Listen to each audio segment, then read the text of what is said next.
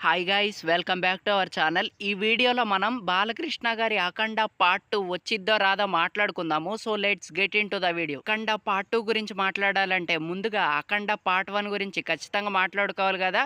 So అఖండ part 1 గురించి చెప్పాలంటే బాలకృష్ణ గారి కెరియర్లోనే సూపర్ యాక్టింగ్ చేసిన సినిమా ఏదైనా ఉంది అంటే అది ఖచ్చితంగా అఖండ అనే చెప్పాలి. వాట్ యాక్టింగ్ చేశారు అసలు.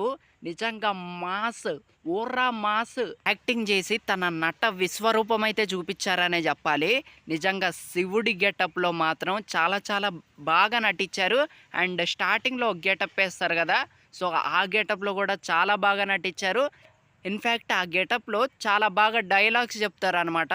సో ఆ బీజిఎమ్స్ కూడా చాలా బాగుంటాయి. నిజంగా బోయపాటి గారి డైరెక్షన్, బోయపాటి గారి సినిమాల్లో ఆ మాస్ మాత్రం ఎప్పటికీ తగ్గదు.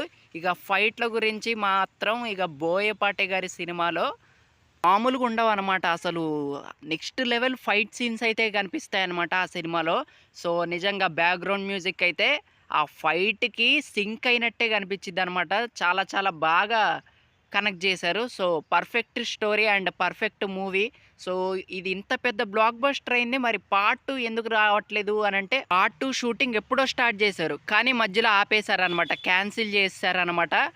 అండ్ బాలకృష్ణ గారే ఈ మూవీ షూటింగ్ మధ్యలో క్యాన్సిల్ చేసినట్లయితే తెలుస్తుంది. అండ్ నిజంగా ఈ సినిమా రావటానికైతే చాలా టైం అయితే పట్టిద్ది అనమాట. ఒకవేళ అఖండ పార్ట్ 2 వస్తే ఒక కొత్త కొత్త రికార్డులను అయితే క్రియేట్ చేసిద్ది అనమాట. నిజంగా బాలకృష్ణ గారి సినిమాలు చాలా బాగుంటాయి.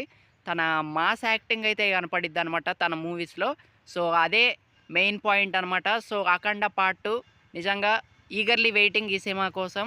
బట్ టైం అయితే పట్టిద్ది. షూటింగ్ అయితే ఇంకా స్టార్ట్ కాలేదు.